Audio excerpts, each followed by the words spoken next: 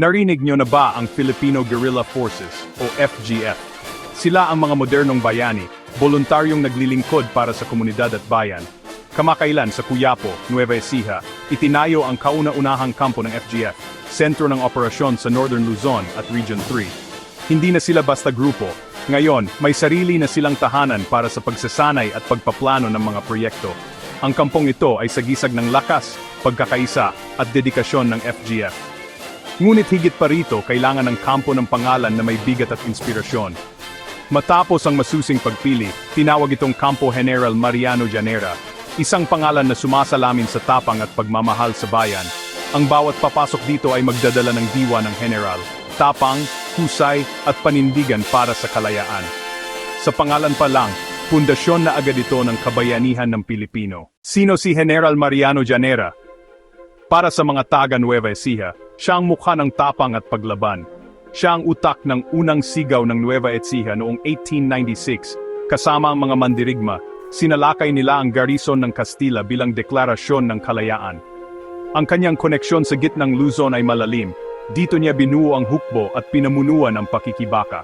Ang pagpili ng kanyang pangalan para sa kampo ay pagbabalik sa ugat ng kabayanihan sa probinsyang kanyang ipinagtanggol.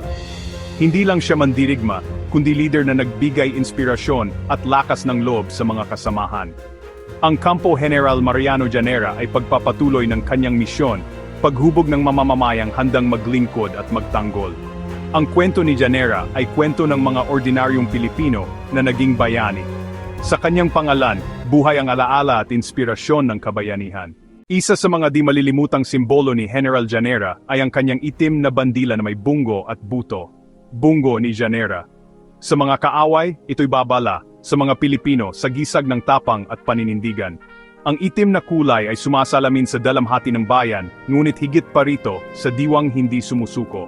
Si Llanera ay maestro ng digmaang gerilya, ginamit ang talino, diskarte, at kaalaman sa lupaing tinubuan.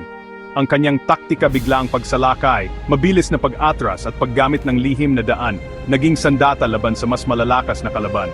Ang prinsipyong ito ay buhay sa FGF lakas sa pagkakaisa, kaalaman at mabilis na pagtugon. Ang diwa ng gerilya, mapamaraan, matatag at makabayan ay patuloy na isinasabuhay ng FGF. Ang itim na bandila ngayon ay paalala ng tapang at pagmamahal sa bayan. Ang buhay ni General Llanera ay salamin ng 5 halaga ng FGF tapang, katapatan, pagkakaisa, paglilingkod, at disiplina. Ang Kampo General Mariano Llanera ay higit pa sa gusali. Ito ay buhay na monumento at paaralan ng kabayanihan. Sa bawat miyembro ng FGF, paalala ito ng tungkulin at inspirasyon sa araw-araw.